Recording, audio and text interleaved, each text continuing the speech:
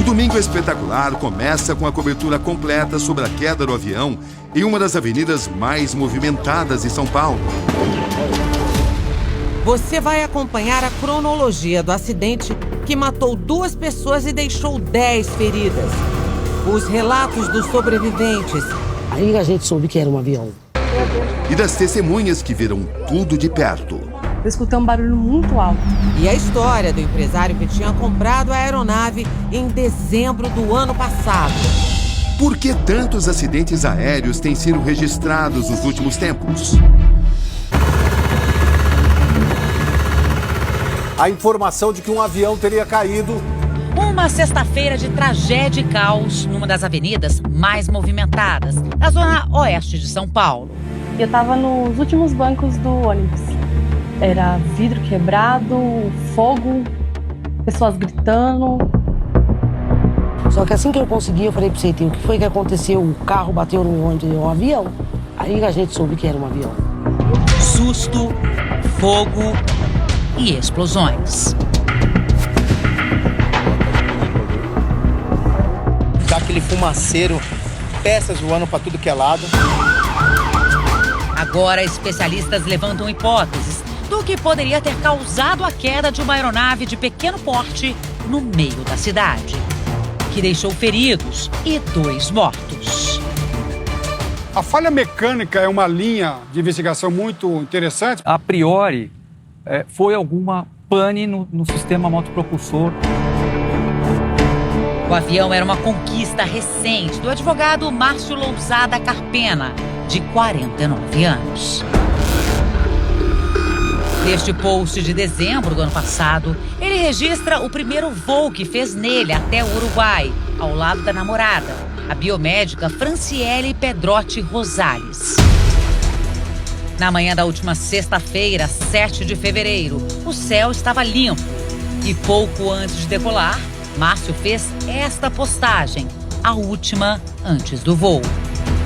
Ele estava com o sócio Gustavo Carneiro de Medeiros, de 44 anos, que pilotava o avião. O Domingo Espetacular vai refazer agora o trajeto feito pela aeronave de pequeno porte. O piloto e também o dono da aeronave, o advogado e empresário, os 2 saíram daqui do aeroporto Campo de Marte, na zona norte de São Paulo, por volta das 7h15 da manhã. E o destino final seria Porto Alegre, Rio Grande do Sul, a mais ou menos 800 quilômetros. Só que a menos de 5 minutos, menos de 5 quilômetros daqui, o inesperado aconteceu.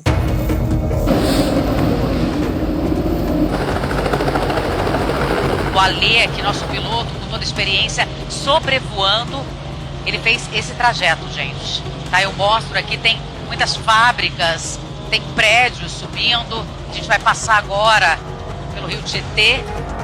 No trajeto entre o aeroporto e o local do acidente, há uma grande quantidade de prédios que poderiam ser atingidos caso o piloto sobrevoasse um pouco mais baixo. Impressionante, aqui os prédios, ele passou por cima desses prédios e deveria chegar a uma altitude de 300 metros de altura, se comparado com o solo, gente. Mas ele não alcançou isso. Só alcançou a metade disso, cerca de 150 metros de altura. Chegando, olha só, ao ponto onde a aeronave de pequeno porte simplesmente mergulhou na pista. Câmeras usadas para acompanhar o trânsito flagraram a queda da aeronave bem no meio de um cruzamento. Por muita sorte, o farol estava fechado. Em relação aos semáforos, né, é uma via que passa muita quantidade de carros ali. Então, se tivessem mais carros e mais pessoas na via, com certeza aí a quantidade de vítimas poderia ser maior. Segundos antes da queda, passam 2 ônibus na via. Estas imagens são do ônibus que acabou atingido pelo avião. Por pouco, o motorista não perdeu o controle, que no momento levava cerca de 30 passageiros.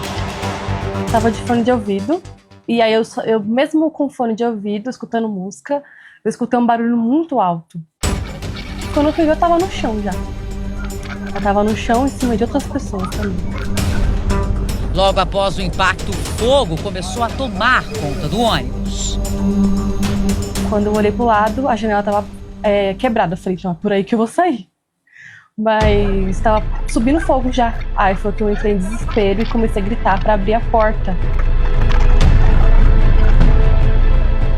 Depois de horas, os bombeiros conseguiram controlar as chamas.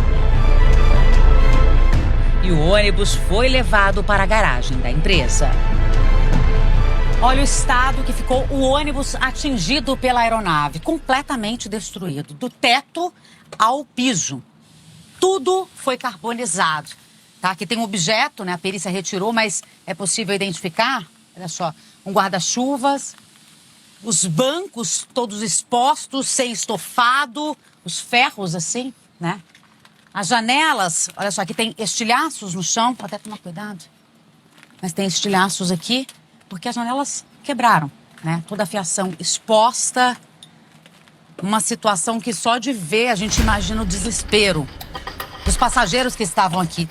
O motorista, a cobradora, mesmo no desespero, eles conseguiram ajudar para que todas as pessoas saíssem. Por sorte, todos foram resgatados. O ônibus tem uma câmera na frente e outra atrás, que poderia mostrar com mais detalhes a colisão. Mas o conteúdo foi perdido. A câmera derreteu por completo. Entre as cinzas e os objetos destruídos, o tanque de gasolina que estava cheio de combustível ficou intacto. Se fosse atingido, o desastre seria ainda pior. Ao todo, 10 pessoas ficaram feridas, sem gravidade. Algumas receberam ali mesmo os primeiros atendimentos. O motorista chorou de desespero no chão. E a cobradora também ficou bastante abalada. É inacreditável. É uma coisa que acontece que a gente não espera, né? Foi rápido, você vai olhar para trás sabendo toda hora numa viagem de ônibus o que vai vir. Veio de cima. Cristina, uma passageira de 60 anos, tinha entrado no ônibus pouco antes do acidente. Eu pensei que foi um caminhão que veio numa velocidade muito forte. Aí eu sei que eu fui para frente, né, voltei para trás, aí não vi mais nada. Acordei com o rapaz me chamando, que estava pegando fogo o ônibus. A cobradora não fazia ideia de que ela seria a responsável pelo resgate da senhora. Aí ela passou. Quando ela subiu o primeiro degrau para voltar o pé pro segundo, o avião já bateu atrás, que nós não sabíamos, e ela voltou e bateu a cabeça. Com a ajuda dos passageiros, Janair conseguiu retirar a mulher, que foi levada para o hospital com um ferimento na cabeça. Quando você soube que ela foi resgatada e hoje está estável, o que você sente aqui dentro? Ai, uma gratidão e um alívio de poder dizer: desculpa se eu não pude fazer mais. Eu sinto que eu fiz o certo. Isso não tem preço. Apesar do susto, Cristina está bem e se recupera em casa. Só tenho a agradecer, só. Agradecer ela muito, viu? As únicas vítimas fatais do acidente foram Márcio e Gustavo, que estavam na aeronave. Fomos atrás de especialistas em busca de respostas. É possível apontar alguma causa para o acidente? A falha mecânica é uma linha de investigação muito interessante, porque foi logo após a decolagem. Este especialista chama a atenção para um possível problema relacionado ao combustível utilizado. Tudo leva a crer ali, pelas imagens, pelas informações que chegaram, que houve uma parada dos dois motores, o que é algo extremamente raro e não ocorre normalmente por falha mecânica, mas por fatores exógenos, por fatores externos, como, por exemplo, um combustível contaminado. Logo após a decolagem, o piloto Gustavo fala com a torre de controle, pedindo para retornar. Retorno imediato. Um outro piloto que voaria logo na sequência também conversou com a torre. Ele não declarou emergência, ele falou: torre, solicita um retorno imediato, Fox-Echo Mike. Aí não falou mais nada. E a torre continuou, tentou chamar ele, mas não mais nada. Depois logo eu vi a fumaça, decolou os helicópteros aqui, já complicado, viu? Que difícil. Mas que aeronave é essa? O avião King Air F-90 tem capacidade para 8 passageiros e foi fabricado em 1981. Mas, segundo o especialista, o ano de fabricação não seria um problema. O fato da aeronave ser antiga, isso não interfere em nada, pois ela tem um protocolo de manutenção. Se a caderneta de manutenção estiver em dia com as manutenções preventivas e corretivas, isso não oferece perigo nenhum. Em nota, o Centro de Investigação e Prevenção de Acidentes Aeronáuticos destaca que as investigações prezam pelo menor tempo possível e não tem como objetivo atribuir culpa ou responsabilização, e sim descobrir os possíveis fatores contribuintes. A aeronave estava em uma oficina uma semana antes do acidente. Este documento, obtido pelo Domingo Espetacular e com a data de 6 de fevereiro, ou seja, um dia antes da tragédia, mostra que a aeronave passou por uma vistoria técnica da ANAC, a Agência Nacional de Aviação Civil. O sócio de Márcio Carpena descreveu o amigo como uma pessoa cautelosa e que se preocupava com a segurança.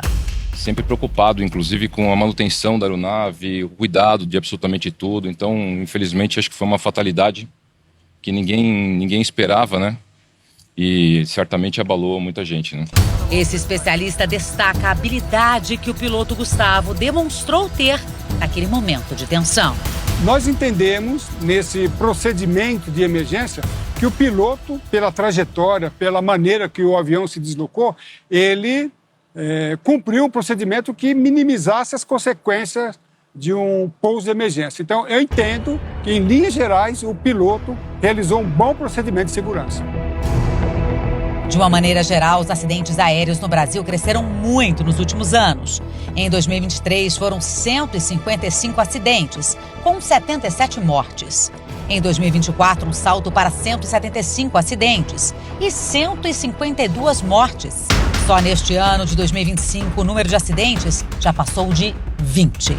Não existe avião perigoso, existe operação perigosa. Na aviação executiva, o piloto está mais solto, vamos dizer assim, em relação às regras e aos protocolos que ele tem que seguir. E aí entra também a questão de treinamento, entra a questão de capacidade, de experiência, entre uma série de outros fatores que na comercial você não tem. Tentamos conversar com a família do advogado, que preferiu não se manifestar. Amanda, a esposa do piloto, que está grávida de 7 meses, falou sobre a dor da perda.